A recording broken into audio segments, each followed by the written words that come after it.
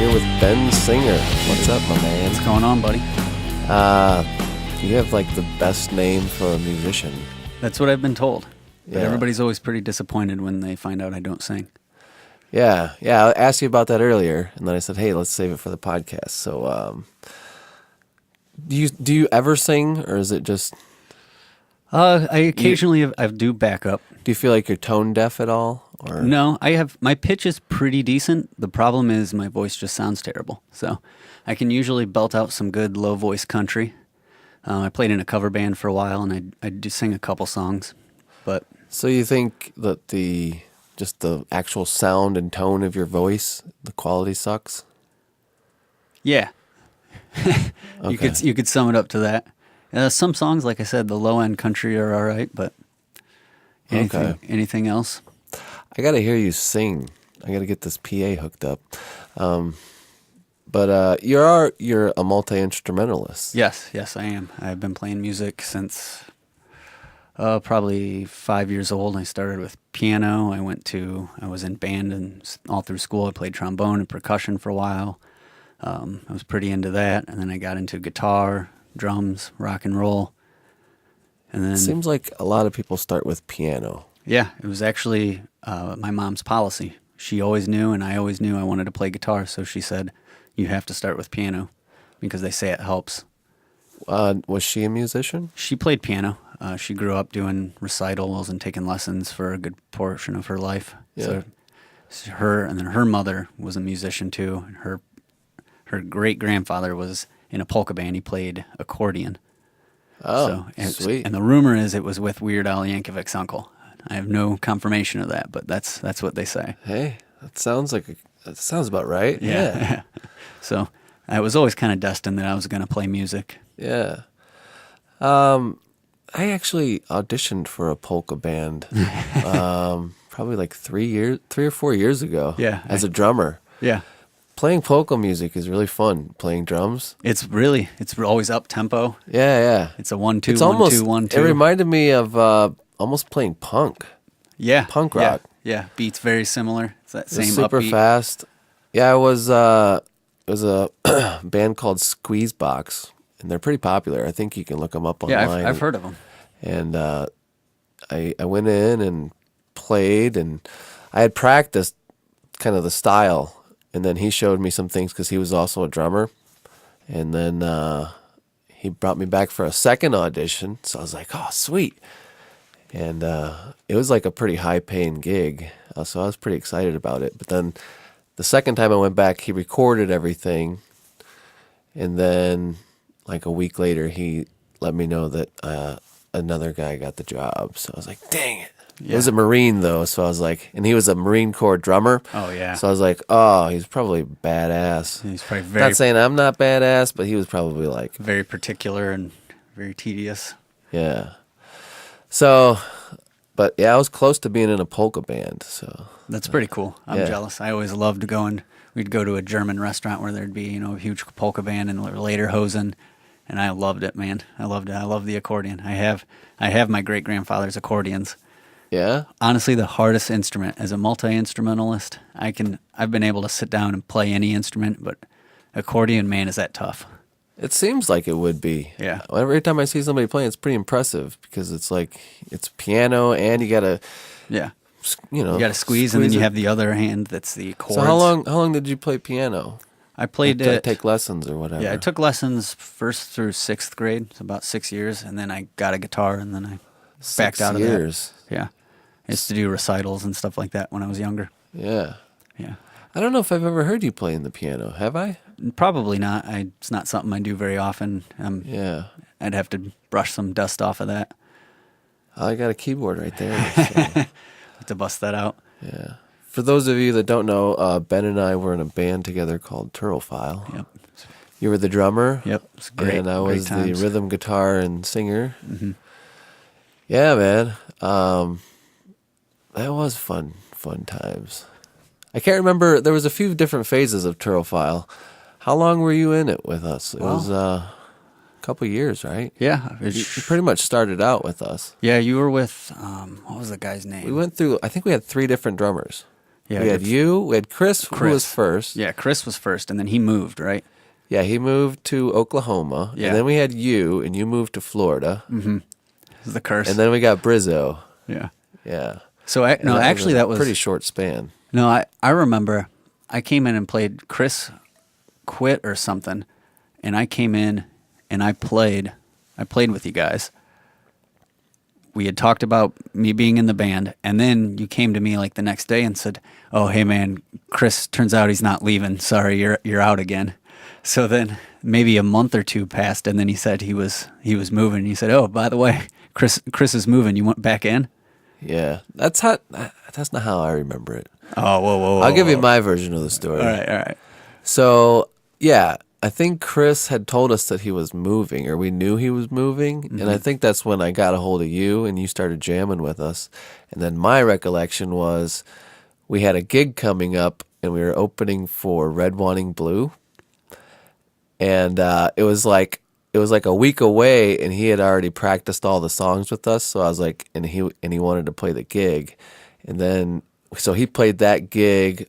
Well, that was my recollection, but you might be right. I don't know. No, you might be right. I vaguely remember him playing a final gig with you guys. Yeah, I know it was Red Wanting Blue, because they're a pretty popular band, and we were playing at Howard's. And Yeah. so I think he was pretty excited about it. Yeah, And, that you might be right on. but that. I do remember that was his last gig that he did with us.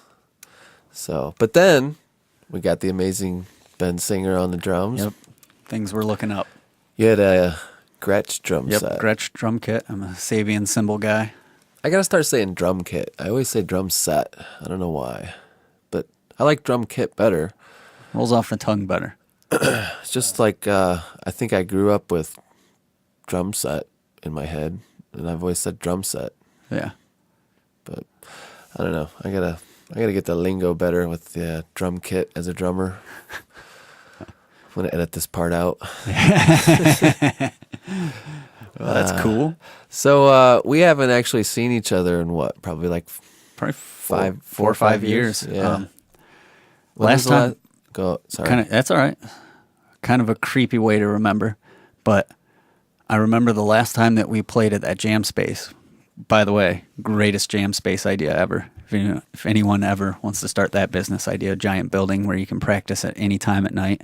Yeah, that was pretty awesome. Yeah, I like that place. Yeah, cool place. But That was in downtown Toledo. downtown Toledo. We used to go up there and practice. Sometimes we'd arrive at midnight and practice to play around till 4 a.m. Yeah. That was pretty cool. But on the way home, one of the times I saw a car accident. So I always remember what the date is. It was a big one, but it was in 2012 in March. That was the last time that I think we saw each other. Wow. Yeah. That's weird that you have that date remembered, but it's a marker of a different sort. Yeah. It's That's just- weird. it's So very what weird. happened? We just, I think I got rid of the space. So the guy who ran it ended up getting popped for something. Like it wasn't up to code. No one could live there. Yeah, He yeah. was living there, so they shut. Well, the they whole had thing it. down. They had the building zoned incorrectly. They had it zoned as a business, but I think there was people living on one of the floors, and so yeah, they did get in trouble. And I think because I had to move out of that place at like in the middle of the night, kind of sucked. Greasy. Yeah, wasn't cool. Yeah, but that was after you lost. Like See, I thought you came to like that Halloween party that that after? we played at. Maybe. I don't remember if that was before or after. You came dressed as Trailer Park Yeah, Boys. Julian. Yeah. Julian. Yeah. Yeah, My- your little glass of whiskey. Remember that party? That party was unreal. Oh, I went to like they had them every Yeah. year, so I went to like 4 or 5 of those Neil and Lydia parties. Yeah, I think it was Neil and Lydia. I think Yeah, I didn't know him. I only went because you invited me. But I remember. I mean, my friends still talk about that party every Halloween.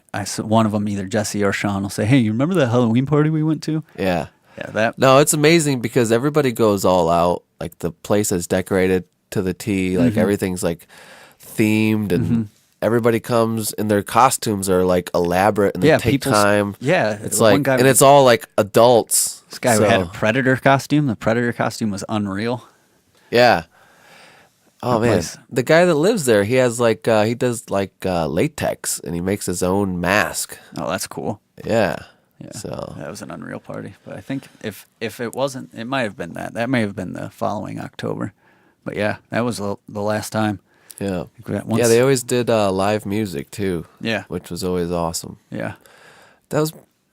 Yeah, I hope they stopped doing it, but I think they had some kids. They were always Brizzo's friends, so I didn't know them all that well, but very cool people. Yeah. I remember hearing that the one that we went to was the last one. They weren't gonna. I remember it being at the party and people saying this is the last one. They're not gonna do it. I was thinking about it not too long ago. I was thinking, I bet you they're itching to have that party again, and it's gonna happen again sometime in my life. Yeah, it has to. As long as The kids got to grow up sometime, right? Yeah, yeah. Oh, they're always going to have that reunion feeling. Or maybe they had it and just didn't invite me. I don't know. That's That could possible. be possible. That's always possible. And if they didn't invite you, that means they didn't invite me. Yeah. So, Hey, who was that Julian guy? yeah. Can somebody get a hold of him? We got to get him here. Yeah. Who'd you come with? Was it Jesse? Yeah, Jesse and my other friend Sean, and then Jesse's now wife. She came with. Oh. I brought a crew. I'm glad I did Sweet. because I needed a crew to witness that party. Were you guys all Trailer Park Boys? I can't No, remember. it was just me, and they were Tim, Heidi, and Al from Home Improvement. Oh, that's right. Yeah. Yeah. Those good times. What was I dressed up as? Do you remember? You seem to remember all these details. Yeah, but then it turns out that I got him wrong. Well, I guess my memory, it's weird how memory works, Sometimes you think you remember something one way, and then you talk to somebody and they remember it a completely different way. Yeah. And it's like, well, what is real? Yeah. Sometimes you may just have memories of your memories too. So Mind blown. But yeah, it's hard to tell sometimes. yeah. I believe maybe some sort of prisoner. Was that it? I thought I remember you have a jumpsuit. Yeah. I think that's what it was. Yeah. I think that was the last party we played there. Yeah. Yeah, we didn't do a theme as a band. No. We just we all went our separate ways, and I was a escaped prisoner. That's God, right. I'm trying to think what Sparkle was. Blues Brother? Yeah, probably. That I seems. think that was his classic move. Yeah, the Blues Brother. Funny side note Cool. about him. I work with his brother. Oh yeah. Yeah. Is it an older brother? Or? Yeah, older brother. Matt. I love Matt, but he never really talked.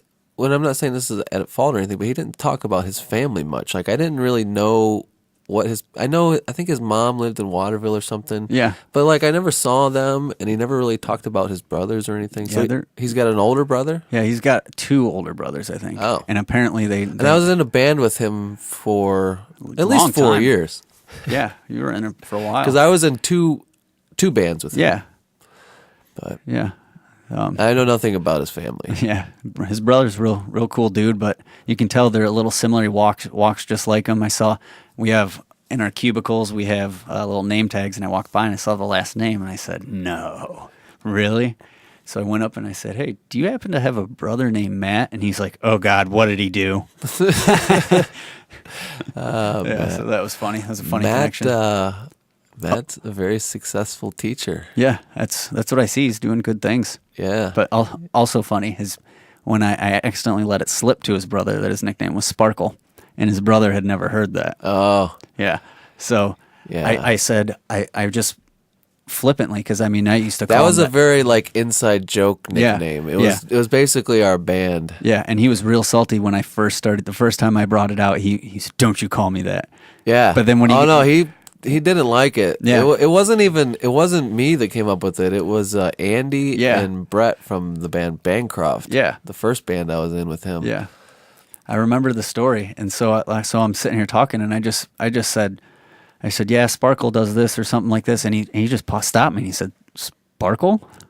And I was like, "Oh shit, man, I'm sorry." Yeah. So that's his nickname, and he's like, "I've never heard that. I remember how he got the nickname Spike," and then I said, "Wasn't it that the one just couldn't think of his nickname, so he just fired whatever, Sparkle."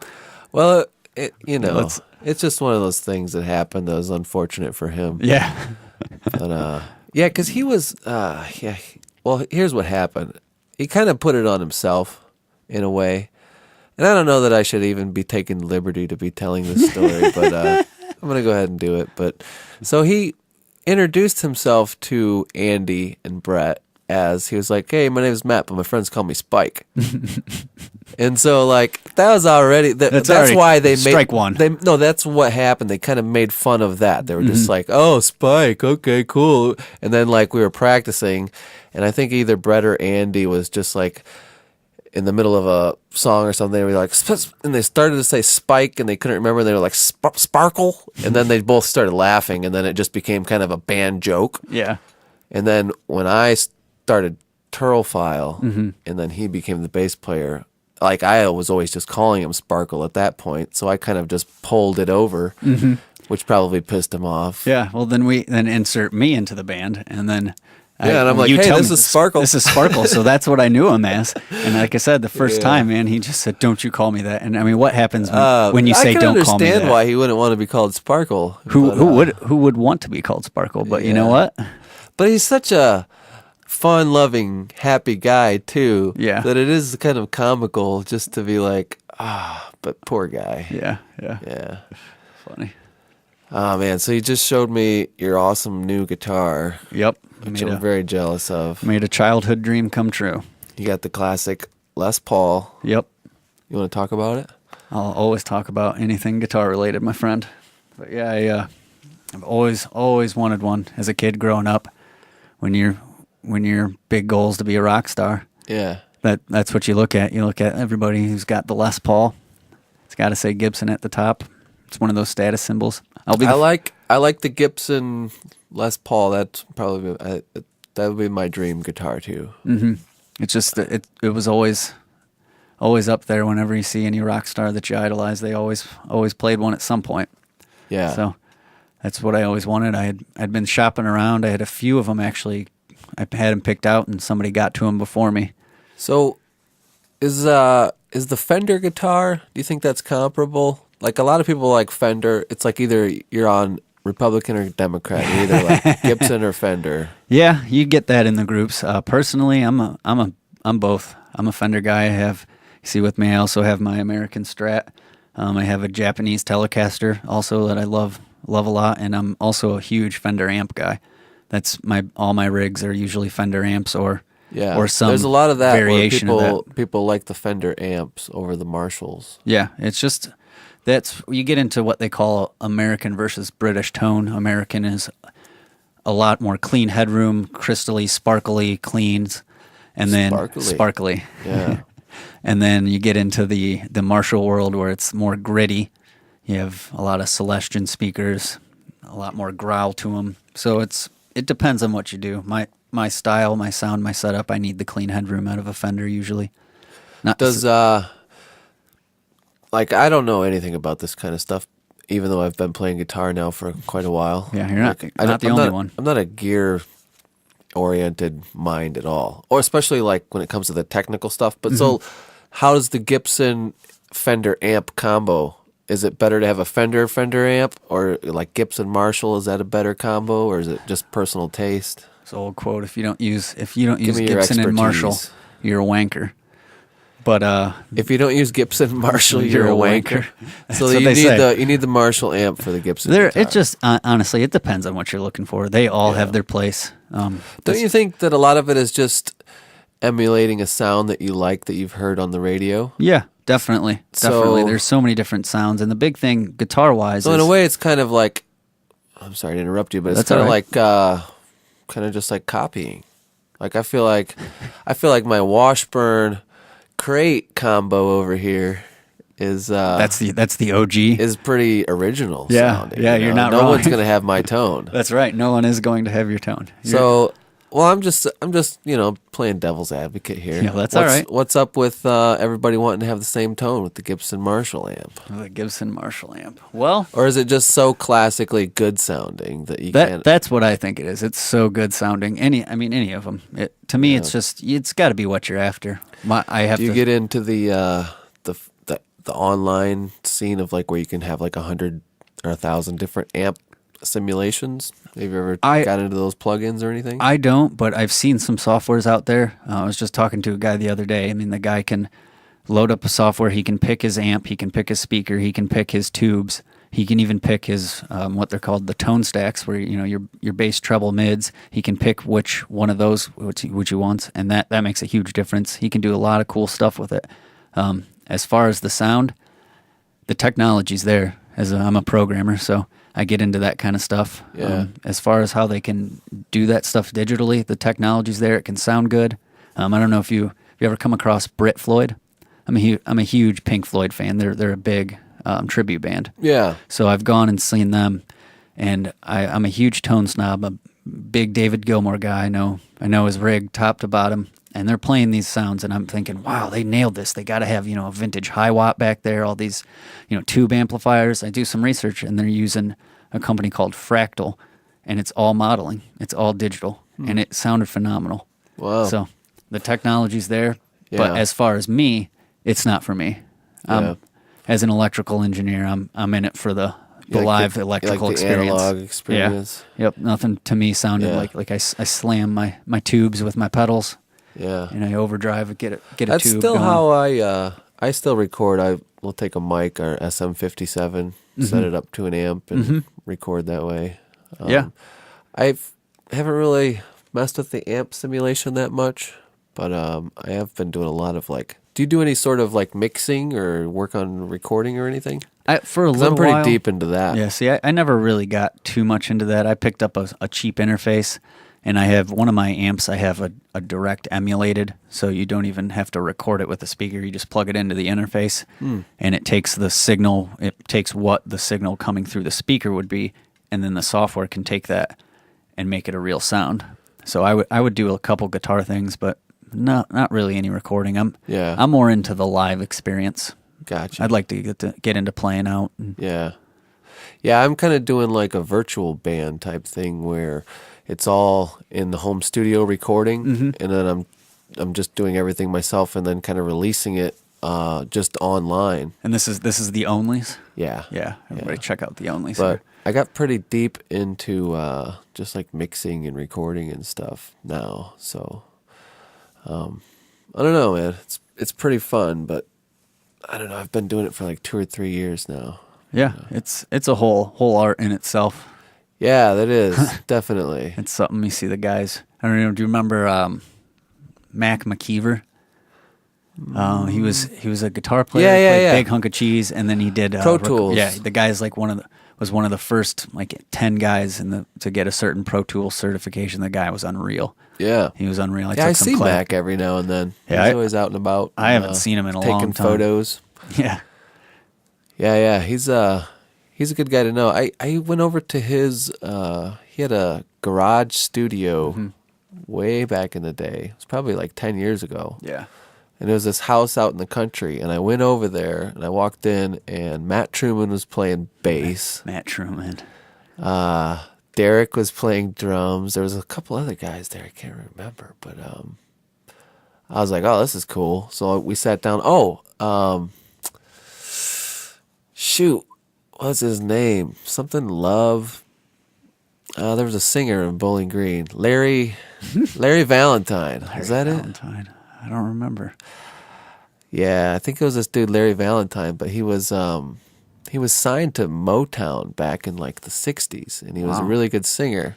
So he was cutting tracks with Mac and Matt Truman and Derek, and then I sat down on the drums and recorded a song, and it ended up on the jukebox in Howard's, That's which was pretty cool. Yeah, that's like So Mac actually recorded me in a live session with Larry Valentine and Matt Truman. that's like hanging out with Bowling Green musician royalty right there.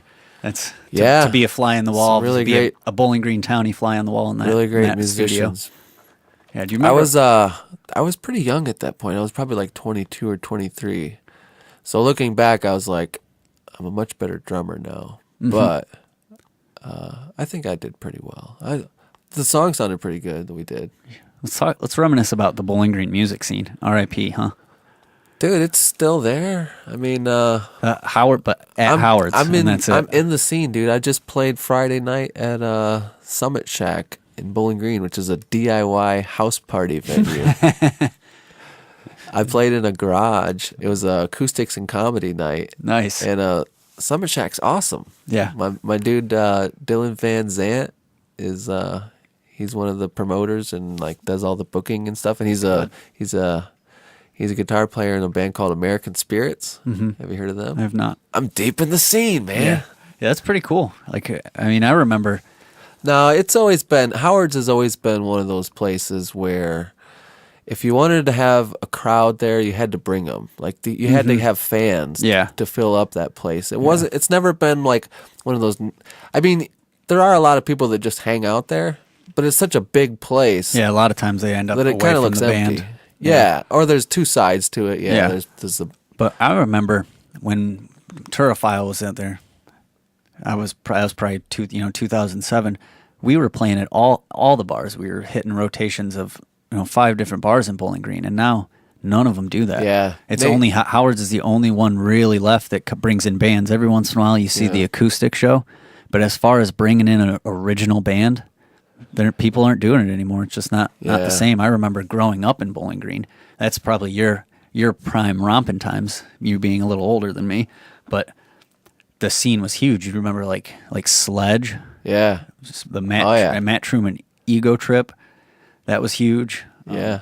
Crazy Eddie. Crazy Eddie, yeah. All these bands. Love those guys. Green. Crazy Eddie and Matt Truman Ego Trip. And I think they're all still playing. I don't know that Sledge has played in a while. No, Sledge. But Crazy Eddie is now called The Junk. Yeah, The Junk. I remember they played some shows with us. A super awesome, popular cover band. They play like Put in Bay all summer. They were my favorite band to play with back in the day when we'd do shows with them. Because they were playing originals. Then. They were all originals like us. And the originals were good, and they always brought a crowd. I loved playing with them, whether we opened or they opened. I always loved sharing it with them. Yeah. They're fun to play with. They're all good guys. And super talented type music. Like they've been playing together now for like 20 years. That's what it's all about, man. When it comes to a band, you got to get that chemistry. Maybe longer. I don't even know when they started playing. But Crazy Eddie was huge, like original act in Bowling Green. Yeah, in probably late 90s to early 2000s. They were huge. I remember them always playing like I said that music scene in Bowling Green was. Yeah, it goes through different phases, man. I think it's just music's just changed. What's popular? It's not people don't go out to see the original band anymore. If they're going out, they want to see a cover band that's playing the songs that they know. Yeah, I think it's still happening though. I mean, Nate and Wally's isn't really having music. I was in there the other day, just seeing what was up. I was in Bowling Green for some reason, and I ended up just like it was one of those nights that it was super hot during the day. I think it was like 80 degrees and it was like 10 o'clock at night. So I just like took off walking around town and just wandered around Bowling Green for like an hour. Yeah. But I walked into Nate Wally's and saw some old friends and I was like, hey man, you guys still having music? And they said they're not really doing anything anymore. But I mean, last night I played at Stone's Throw Tavern. Yeah, you do that. They do their hump day review. Do you ever come across a guy named Dino? I do. I know Dino. Dean Rochester? Yeah. Yeah, I know him. I've been to his Reverb Nation page, too. Yeah, me too. Yeah, he's a real cool guy. He lives next door to Jesse, actually. Oh, really? So I go over. He does a lot of home recording stuff. Yeah, I went over. I saw him. Another guy. Have you ever heard of or ever met David Nobinger? Dave or DJ goes by sometimes, but he plays with Dino a lot. He plays shows at the Hump Day Review. Yeah, he's a real cool guy too. But he played with him, and I recognized the face, so I went over and I said, "Hey, you play music?" He said, "Oh yeah," and I come to find out they played accordion. So I was trying to talk to him about showing me some things on accordion to play.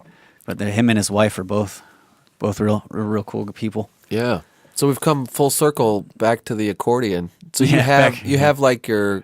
My great grandfather's accordions. Yeah. So you said that's the hardest thing you've ever tried to play. Hardest instrument I've ever tried to play. And are you any good at it, or have you learned anything? Not in the least bit. I could play. Yeah. Do you want to get good at it though? I mean, someday in my life. Right now is not. I got the guitar thing going. I'd like to put some kind of cover band together. Yeah. I'm into the cover band scene. When I got a hold of you originally a few days ago. That's what you were saying is you're doing a lot more guitar playing these days. Yeah. So my instrument wise, so I started with guitar. I got pretty competent with it. That's what I was doing. And then one time I sat on a drum set and I just played.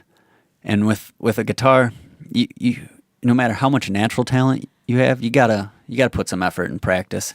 And I wasn't about that with the drums. I didn't have to practice. Really, you're just a natural drummer. I just sat See, on it. I don't know. I started playing drums when I was like in 5th grade. I think I was like 10. Mm-hmm. But even before I started that, I was drumming on tables and Yeah, stuff. me too. I remember Me too. me and my brother, we used to just like see who could play Wipeout the fastest on a table or whatever. Yeah, definitely. So And for some reason, as a little kid, it was like one of those things like it was almost a game. Like how fast can I move my hands back and forth on the on the table or whatever. So I was always banging on stuff. But so I guess it was kind of natural for me too. I know when I started playing drums in the 5th grade, it was like hot cross buns and it was reading music and learning all the basic fundamentals, which was good. Like I learned how to do like drum rolls and 5-stroke rolls and 7-stroke rolls But then that magic, that time that you sit on the drum set, that first time where you get a whole kit. You get a whole kit in front of and you. that probably for me wasn't until like 8th grade. Yeah, I was about me I was too. like a snare drummer in concert band and marching band. Do you remember Mars Music? Yeah. So Mars Music opened. They had the drum rooms when they'd give out demo sticks and stuff like that. So I didn't have a drum set, but I was playing guitar in a band. I always wanted to play drums, so my parents would go shopping and say drop me off there, and I'd just sit there and play drums for hours. They probably hated me. Yeah. I'd just sit there and learn. Did you how play to do on the stuff. real kits or the electronic Oh, ones? real all the way. Oh. Yeah, I made a ruckus. I used to go in there I was and that play dick. on the electronic ones just because it was so much fun. But I was always playing on acoustic Yeah, drum see, sets. I didn't have a drum set. It wasn't Yeah. until I was probably 15 that I got a drum set. And when I got First time I played on one of those Roland with like the mesh heads. you You can get so fast on those mesh they're heads. so bouncy. And then I was just pushing buttons and changing the drum set, Yeah, yeah. That was so cool, that technology. Yeah, it was pretty fun. Back when it came out. And I was just like, I don't know. I used to go in there and just wail on those things. And this one day I was there and there was a pro there. And I didn't realize that he was like this professional Mars Music pro. He was like on a tour or something. It's like the Guitar Center guys that come in and demo stuff. And there wasn't really a big crowd watching him, but he was on an electronic drum set, and this dude was just going nuts. And I was like, oh my God, I've never seen anybody play drums like this dude. And I was just, thinking about how and at the time I thought I was a good drummer. I was probably like 18 or 19. And I remember just watching him and being like, oh my God, I suck. Like, this guy's amazing. Like, he was just like flowing through everything. And there was like 3 people in there watching in the drum room. I was like, wow. That's unreal. And then I walked out because I didn't actually realize he was a pro at that point, and I saw like a poster on the wall, and it like had his picture, and it was like drummer pro here, and it had like the date and the time that I was like right now. Yeah. I was like, oh, nobody came to see this dude, and he's amazing. Yeah, that's funny. Yeah. But I did that. I played, and it just came natural. So I sat, and I got a drum set, and I moved to that, and I stopped playing guitar, and I did that until I got into Turophile. How old were you think, when you started playing drums? I got my first drum set in my freshman year, so I was probably just turned 15. Oh. So then So when did you start playing at Mars Music, though? Oh, that would have been probably like 12, 13. Oh. Yeah, I would go up there and just So you had a little while of just like or when I played. making racket. Yeah, And that was yeah. where you learned it, too. So Yeah. you must have been, I mean, you said you started as a natural, but you probably weren't that great. No, I wasn't anything You're special. or probably anything. annoying people. Definitely. But I was figuring it out. And Especially on the acoustic drums, because those are loud. hell yeah. Yeah. Wouldn't have it any other way. But No, yeah, that was a cool, now there's a Guitar Center there. Yeah. That was a cool. that was a cool place. music I like that. shop. Now I go to Heights Guitars a lot. And also the Music Go Round. Yeah, that's actually where I got both of those guitars. Oh, really? Yep. I played at the Music Go Round. Yeah, I saw that. That was pretty cool. I saw It was like I follow them on Facebook, and they pop up that stuff live. So that was pretty cool. up close concerts. I saw no advertisement prior, so I'm just scrolling through my normal Music Go Round page, and I see the Onlys, and I see a video of you playing there. And I was like, oh shit, Yeah. I know this guy. Yeah. Now that was an intimate little concert thing they had set up. They basically just right in the front lobby put up a bunch of folding chairs. Yeah, but that's usually my place. That's where I try to go. I like giving them my business when I can. Yeah, it's a cool thing they got going on with the up close concerts. They do you get to do you play for an hour, but you get to do all original music 'cause it's like almost like a songwriter showcase.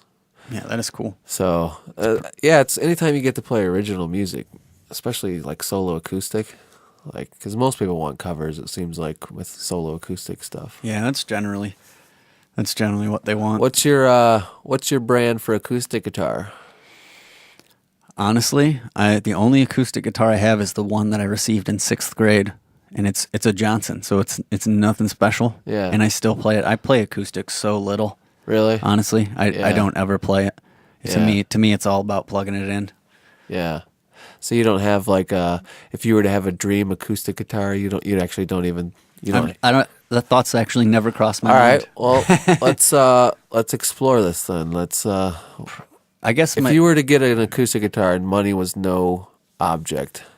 I think Is that what the saying is? Money is no object. Yeah, money is no object. Okay. So without money in mind, I think right away my mind goes to, I don't know if you ever saw this Gibson. It's almost like a Sunburst, like my Les Paul, but the pickguard has some birds on it. Do you know what I'm talking about? Yeah, that sounds familiar. Yeah, I can't remember the model, if they call it a songbird. I'm asking you guitar like questions, but I know very little about guitars. Yeah, that's all right. That's all right. But yeah, I believe it may be a something bird. I'm not sure, but I would say that's it. Yeah, I'd say that's it. going with the Gibson. Yeah. Almost like your electric guitar. Yep, almost. The acoustic twin. Yep, just like it. I think that's. You're not very open-minded here, Ben. I'm not. But I don't know if you remember. I don't even know if they're in business anymore or what. But the company Ovation.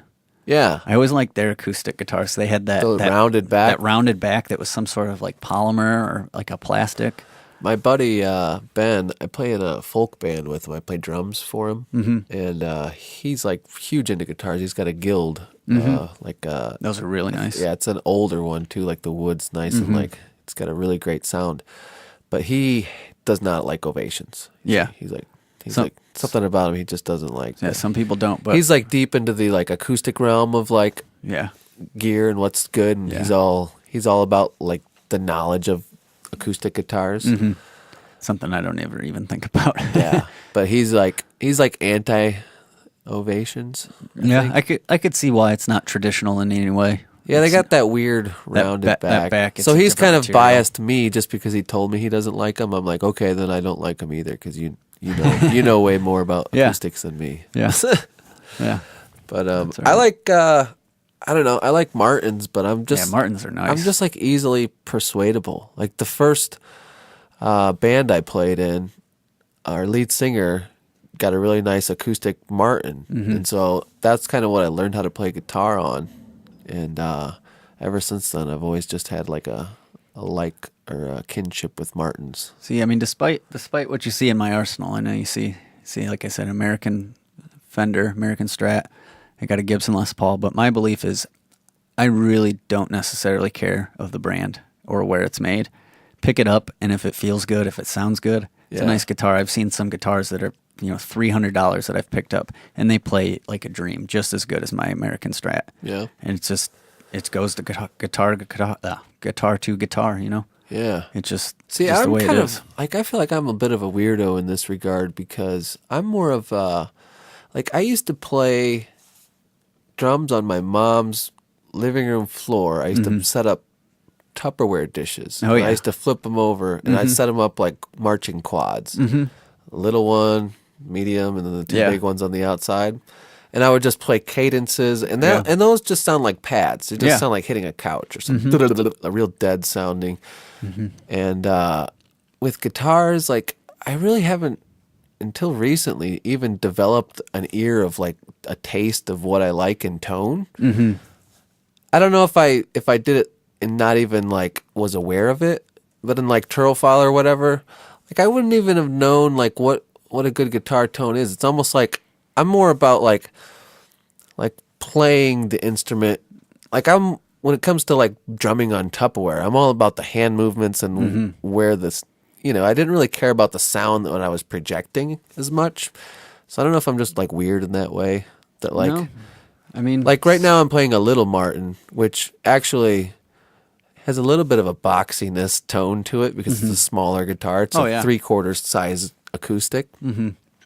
But I just like playing it because it's small. I can sit in a lazy boy, and it's real easy to maneuver around with. And it's like the size of an electric guitar, really. Yeah, that's a pretty cool little guitar over there. Yeah, but the tone quality is definitely bigger and fuller in like a nice big acoustic guitar. Oh yeah, definitely. But it's still like built like a Martin, and it's got really. What I really like about it is acoustically, it's a little bit boxy, but when you plug it in, the electronics on it are like standard Martin electronics. Yeah, they sound good. Yeah, it sounds really good plugged in. So speaking of sounding good plug in, I want to hear about these amps you got in the corner. Tell me about this Vox you got. Well, it was a hand-me-down, a very fortunate hand-me-down. But I don't know. Did you take a look at it? It's just I didn't get a chance.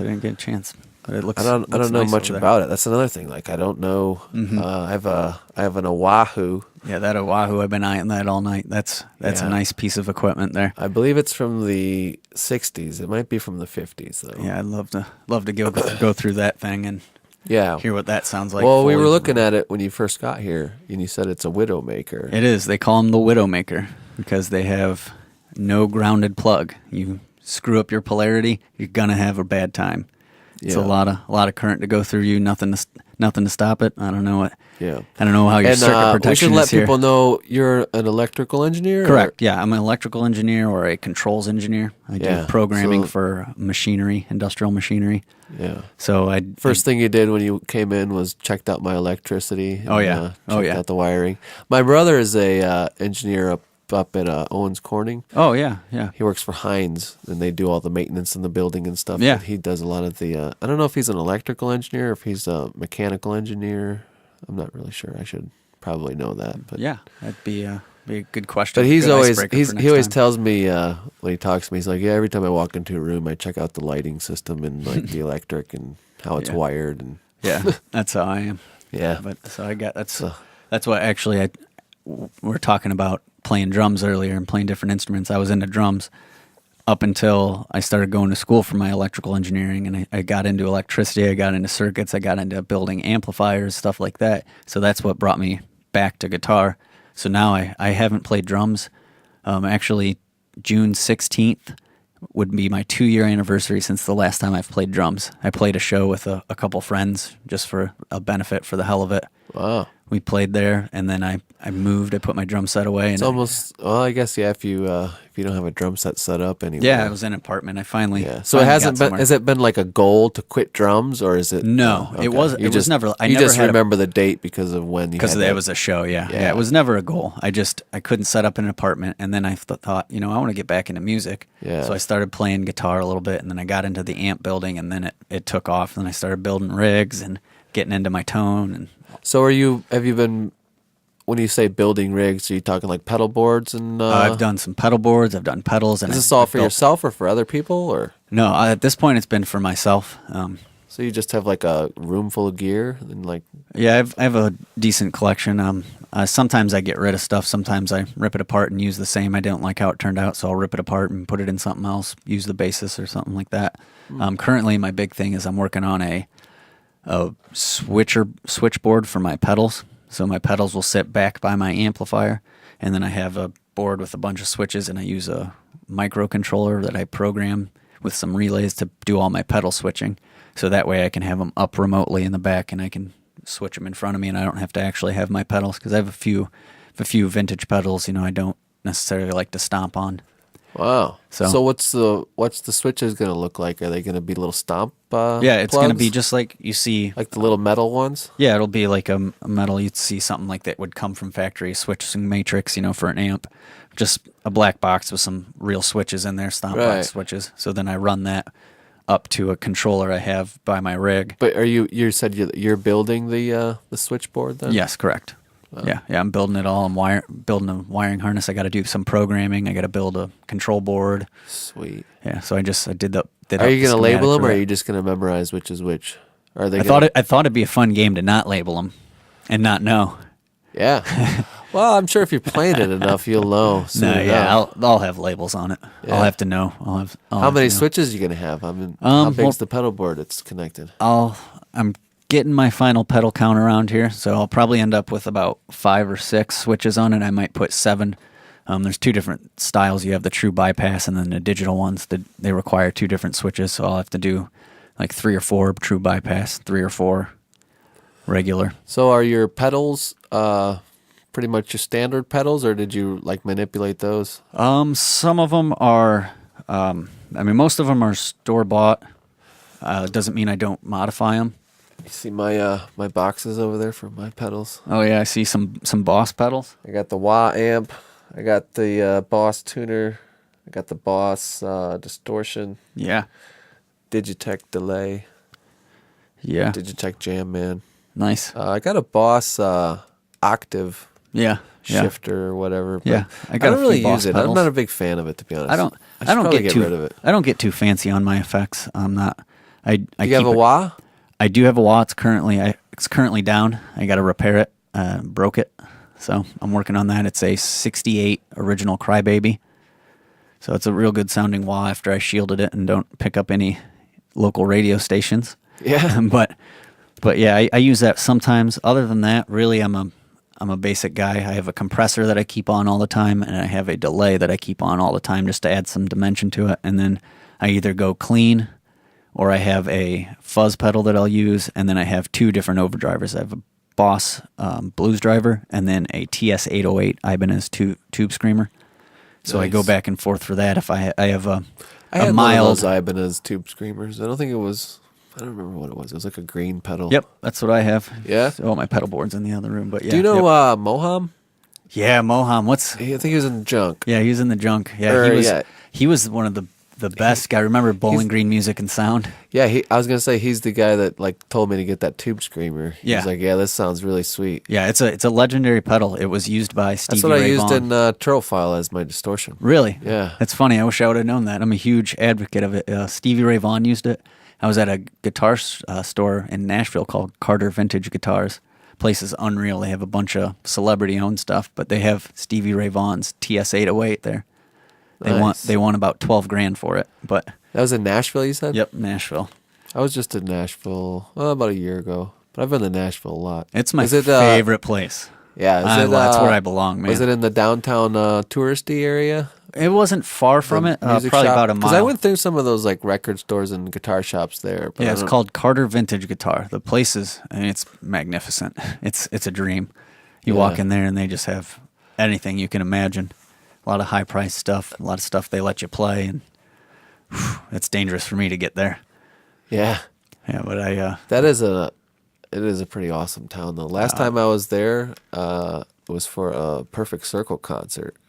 Do you know a Perfect Circle? oh yeah, yeah. Yeah. That's the opposite of the normal Nashville sound. No, I I'm know. going there for No, country it was music.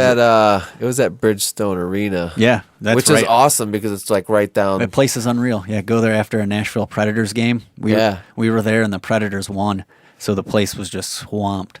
But that's I believe they're no, I was gonna say they were in the I think they were in the playoffs. they were. Yeah, we were there while they were in the playoffs, and they won a playoff game that night. So it was nuts. Do you remember what month it was? Was it recently? April. Of this year or They would last have year? been at the end of this year. Yeah, they were in the okay. playoffs both. Last year they went to the I was in Stanley Cup. I was in there at the very beginning of May last year. Yeah, so that And the would have been Predators like that would have been a huge time for them. That Yeah. might have been against my Blackhawks. We'll have to see. They beat out my team for the Yeah. finals, but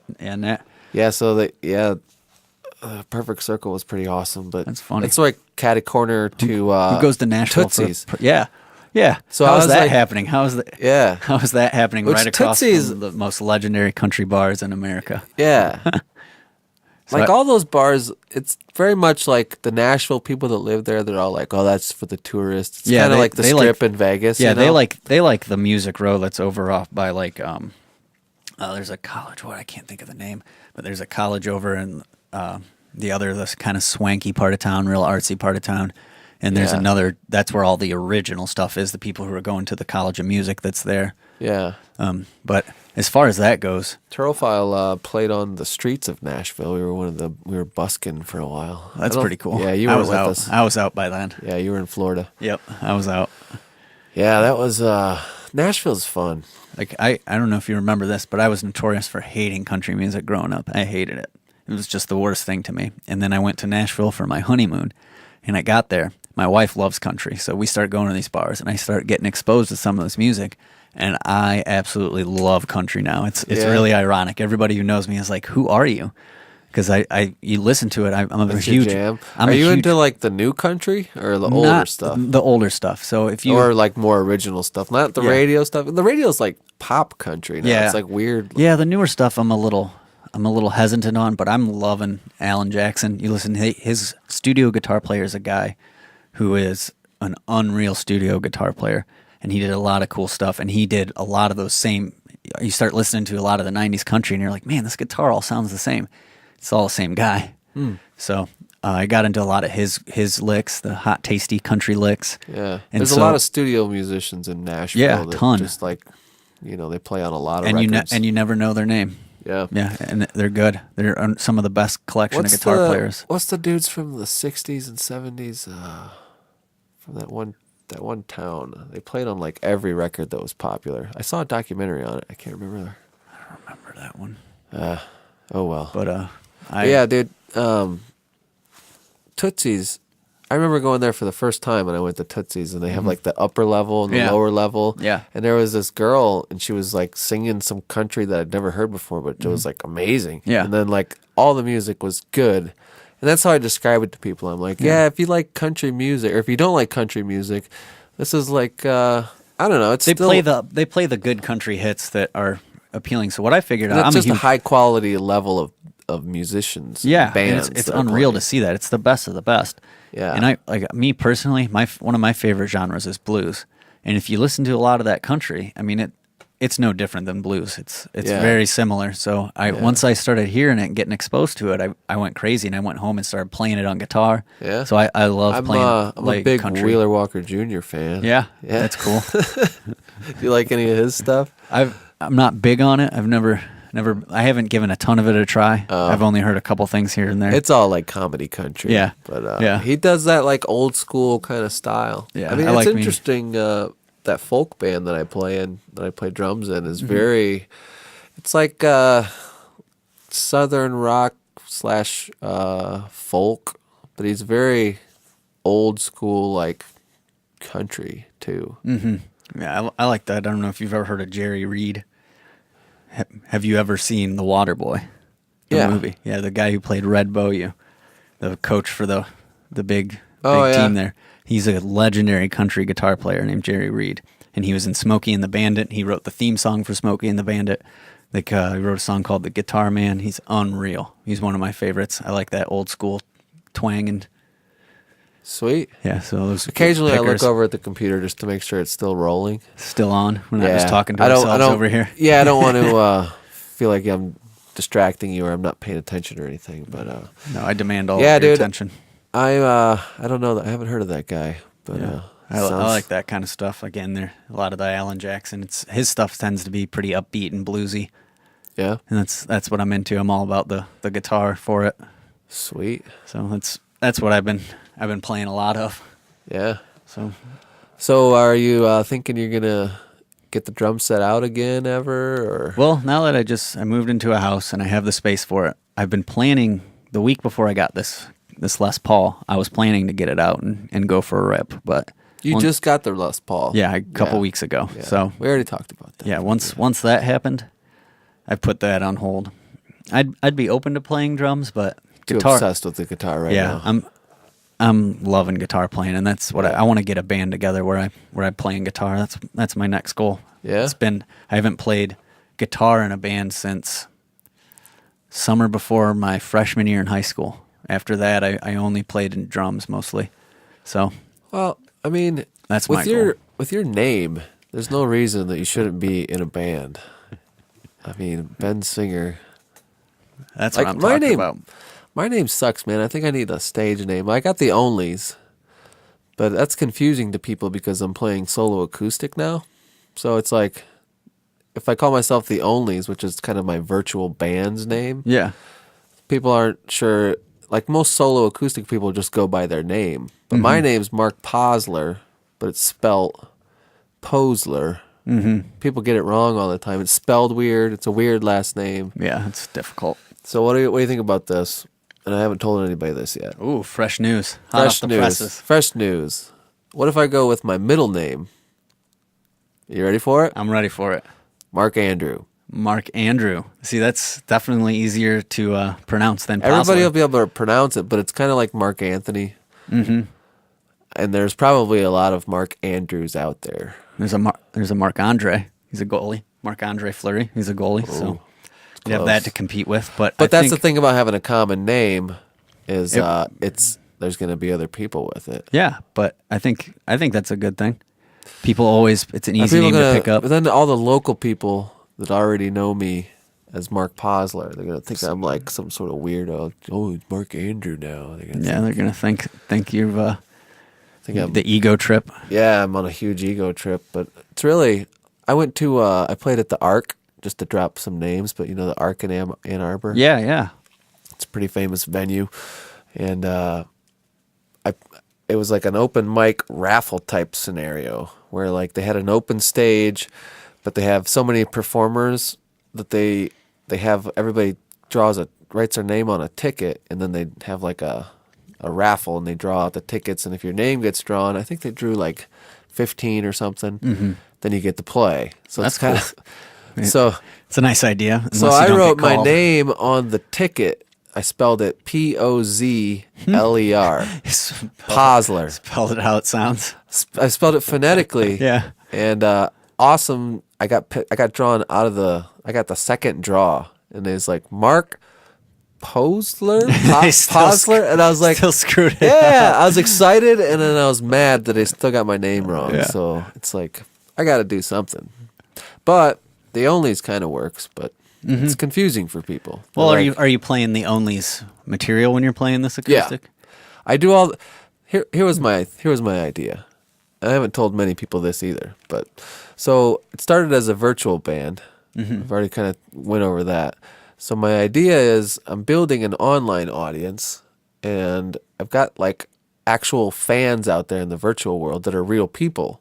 So my idea is as my online audience grows, and I've gone pretty deep into like online marketing strategies and like different things to like how to like actually get your music exposed to people online. So I've gotten a lot of exposure and I've collected a lot of fans. So I'm hoping as my online fan base grows to do acoustic versions of the songs, almost like an unplugged concerts, and kind of travel around to my audience as I find more and more people through the internet. Yeah. So that's kind of why but right now my audience isn't big enough, and I'm playing a lot more locally. I'm just playing around Toledo and Bowling Green, and I've played a lot around Ohio. I'm playing down in Yellow Springs next month. Oh, it's a cool town. Haven't been there, but I've heard it's a fun like hippie it is. type place. It is. That's where Dave Chappelle's from. Really? Yeah. Are you serious? Yep. Oh, that's Yep. cool. Yep. I didn't know he was from Yellow Springs. I knew he was from Ohio. Yeah. Is he living there now, or is he out in the farmland? Yeah, somewhere? I'm not sure. It's a cool little area. It's kind of cool, like like you close said, to it's a- Hocking Hills. Yep, or it's a hippie town. His dad was a professor at a college there, Antioch College, I believe. So he's from that area. Yeah. But it's a cool town, hippie town. I'm playing at the Spirited Goat Cafe on July 20th. Wow, that'll be fun. That'll be cool. Yeah. That's probably a good. So like a good coffee place for shop. Yeah. Sounds like a cool place. But and it's I think that's a Friday night, so it should be a good time. But I'm going down there, and then Saturday I think I'm just gonna hang out in Yellow Springs and wander around the town and see what's up. Yeah, it's a fun place. Yeah. It's a cool little place. Yeah. So I've been, anyways, I've been like doing these solo acoustic shows, but the thing is like I'm not playing for my online audience. I'm just playing for strangers. Yeah. So they're all like, they all come to me like, they like the songs. They're like, oh, you should be in a band. And like, you should. And then Do you tell but them, then oh, I that's tell 'em- interesting. I've never thought of that. Yeah. Then I say, hey, go to my YouTube channel. Subscribe to my channel. I got full versions of them. Yeah. So it's kind of like I've approached the music business from an opposite angle that I've done in the past. Because before it's always been, I've been in bands and I've played live shows first and then tried to get an online audience. That's how you get the audience is you Yeah. go play those shows. Now you're getting the audience and you're going to bring the show to them. Well, And like with Turophile, our online presence sucked pretty Mm-hmm. much. Like we didn't really have, and that was like there was MySpace around back Yeah, then. there wasn't really much going on, and like what there is today as far as Yeah. online, music. Like they have like the Bandcamp and your SoundClouds. There's that kind of Yeah. those websites changed the game. But when we were a band, we didn't have that. I mean, we had MySpace. Yeah, I mean, and they was just kind of getting started. you remember putting together promotional kits with like a CD. Yeah. And like when we just drop these off to Yeah. bars or mail them to places, and Dude, that's how you did it. Dude, you're making me sound so old, man. Hey, I was there Nah, too. yeah, no, it's definitely changed a lot, but it's definitely a different perspective. You gotta have the right music. You gotta have the right personality. You gotta approach it the right way. And I'm not trying to brag or anything like I'm doing great because I still question that every day. I'm like, my music sucks, and I'm like, we all go through that. like I try to post stuff on Facebook, but that's not even really part of my strategy. But I just try to like connect with people. So like if I see something that I like, I'll share it on my page, or I'll make posts and that. But then I'm always like struggling to find stuff that, like, if I wasn't in a band, I don't think I would probably ever post anything on social media. Like, I'm just not really that type of person. Like, Yeah. I'd rather like see people and talk to people. Yeah. Like I like to look at my feed and see what everybody's up to, but I'm more of like the silent observer type of social media. I'm the creeper in the corner. Yeah. But I don't know. I don't really share that much about like on my personal page. But I feel like with the onlys, it's like almost like a duty or a job. Like I said duty. Duty. I've been listening to Howard Stern too much. Every time somebody says duty, this is always a stop in the conversation. But, what was I talking about? I don't know. On something about that internet. Yeah. But anyways, that's kind of been my different strategy with this project. Sounds good. So I've released 2 albums. I released one in 2016. In 2017, last year, I released like a 7-song EP. And you did every instrument. Yep. Everything. And then do you produced, mixed, recorded everything Yeah. yourself, or you have someone do it? Or No, I did all that myself too. That was the biggest challenge, was learning that stuff, because I knew I'd already been playing guitar for a while and I'd already been a drummer for a long time. So and I'd already recorded a lot in home studios. So I was familiar with how to actually like set mics up on amps and things like that. Yeah. But the biggest learning curve for me was just learning how to have my own studio set up, and then once I had the tracks recorded, how to mix them so that they were like presentable. Which, listening back to them, I think I did a pretty decent job. But it's one of those things where with mixing, you're always going to be learning new stuff, and you're always going to look back on your old stuff and be like, ooh, I could have done that better. I could have done that better. Yeah. That's But how I am I'm with still- our old Turophile recordings. Yeah. I'm always listening to some drum parts, and I'm thinking, still to this day, I wish Yeah. I would have done that. I mean, that's just part of improving. Yeah. So, like, I feel like my second album, the mixing was better. But I still listen to if I listen back to the first album, I know I'm still happy with the songs, and I'm still happy with the parts that I played. And if there's any critique, it's just on the mixes usually. Yeah. So that's good. Like, I think I've been playing music and recording music for a long enough time that like I'm pretty confident in like the process of writing songs, I guess. Yeah. Yeah. So I feel like even looking back on the Turophile albums, I'm like, I listened to it like a few years ago, and I was like, oh, that was a sweet song. We Yeah, did really good on that. Oh, that yeah. sounded really good. Yeah. So it's good, because I know when I listen back to like the very first album I ever did, that very first EP, we did a home recording, and none of us knew what we were doing. Yeah. You listen to that, and then what we did. I listened to that and cringe. Yeah. So I know now when I listen to things that I did later, I don't cringe. And now, like, the most recent stuff is the least cringeworthy. Now you're starting to like what you hear. I'm starting to like what I hear a little bit. But now my critique is like, ooh, the mix could have been a little Yeah. bit Now your better. standards are going to raise, and that's when Yeah. you're going to really start to critique yourself. But fun little fact that I haven't announced, this is a podcast exclusive. Woo. Last couple of weeks, I've started laying down tracks for my newest album, Oh, you got something else coming. Number 3. number 3. Number 3. Starting it in 2018, but I don't I'm definitely not going to be releasing it this year. So probably 2019. How long does that process take you? You start working on an album. How long do you generally spend on one? Depends on. Well, the first album that I did by myself, I spent probably a year and a half recording.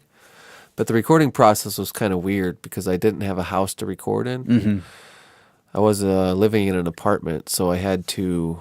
What happened was my parents have a house out in the country, and they went to Arizona because they retired. So they went to Arizona for the winter. So the first winter they did that, I was like, I just had this idea that I would learn how to record and mix myself and go over to their house, sit in their basement, and try to record some stuff. So that's kind of where it got started. And it was really just so that was when I started recording myself and learning how to mix. So the first album was 17 tracks, and there was such a big learning curve for me. And like my first mixes sounded just terrible. It was like I put them in my car. Like the recordings were good, but I was like, oh my God, like overwhelmed by the bass or like just the levels of stuff. It's so hard to get a good mix. Like people don't realize like how talented like professional mixers are. Oh yeah, yeah. Like It's it's like the standard for mixing is excellence because everything you hear on the radio is mixed by a professional. Oh yeah, yeah. So, for me being a novice, just learning how to mix, like there was like really high standards to even come close to. So, I think that first album took me a year and a half, maybe 2 years to actually finish. And then my 7-song EP that I did the following year, the recording is actually pretty quick. I recorded that the next winter when my parents went to Arizona again. Mm-hmm. And took over their basement again. And, I was still living in Toledo, so I'd commute back and forth. So I would usually only do it a couple days a week. Yeah, so it was kind of a slow process. But I just spent the winter recording those 7 songs. And then I came back to my apartment and mixed everything in a mixing room there. Mm-hmm. And so that took, I did those 7 songs in about seven months. So maybe a song a month. Yeah. That might be the pace, but it's one of those things like the mixing, once I got better at it, went a lot quicker. Yeah. So yeah, less of that learning curve. You knew what you were doing that second time. Yeah, so things got quicker, but the recording process can sometimes you get stuck on a drum part for hours, and sometimes you play it on the first take and you're like, sweet, that was good. But it's also weird because a lot of the songs I was writing as I was recording them. Mm-hmm. So I would have a scratch track of guitar recorded, and then I would sit down on the drums for the first time, and I would be like, okay, now I have to play a beat to this. So I'd actually have to like play it through 10 times to know what to play. Mm-hmm. So I had to write the drum parts as I was just jamming along, and then I would be like, okay, remember that. Okay, remember that. It was like practicing with myself. Yeah, usually you got 4 guys, everybody's on an instrument, and you play guitar, I can learn along at the same time, but you're writing the guitar part, and then you say, oh shit, I got to figure out a drum part and record this now. Yeah, with a band, it was always like well-rehearsed, go into the studio and record what you've been practicing. Yeah. With this, I'm like, I have to actually just play this a whole bunch of times by myself until I know. Like it was a process. Mm-hmm. But anyways, so yeah, I've got the scratch tracks going. I was just going through my phone, and whenever I have a song idea, I'll just hit record and I'll go through it. Mm-hmm. And I had like 110 recordings to go through. Wow. And I knew some of them were like repeats or just crap. Mm-hmm. So I went through and just kind of like deleted all the bullshit. And I got left with like 60 more tracks. Wow. So now I'm like, now I got to narrow down these 60 things into, and a lot of them are just like ideas, verses and melodies and things like that. So I have to kind of figure out where I'm going to go direction-wise with it. Mm-hmm. But I'm going to somehow narrow down these 60 tracks into a pretty sweet album pretty soon. So. That sounds awesome. Yeah. So, what do you got planned as far as like, other than just like playing on your new guitar? Do you have you're trying to get into a band? You were saying? Yep, that's my goal. Like I said, I've been in school. I played in a cover band for a long time, and when I got into the last year of school, it got a little hard, too much going on, so I got out of it. You're in the Perrysburg area. Yep. So Perrysburg anybody area. listening that's looking for a sweet guitar player, Yep. you're looking to play guitar in a band. I am looking to play guitar. Now, Yep. drummers are in high demand around That's- Toledo. Yeah, that's what I've come to notice. I look for a decent drummer, and Yeah, they're hard to come by right now. I don't know what's going on, but yeah. so I try to not tell anybody that I play drums, because that's usually then the next question. Oh, why don't you just come play drums for us? Yeah. You say sorry. I get a a lot of offers to play drums.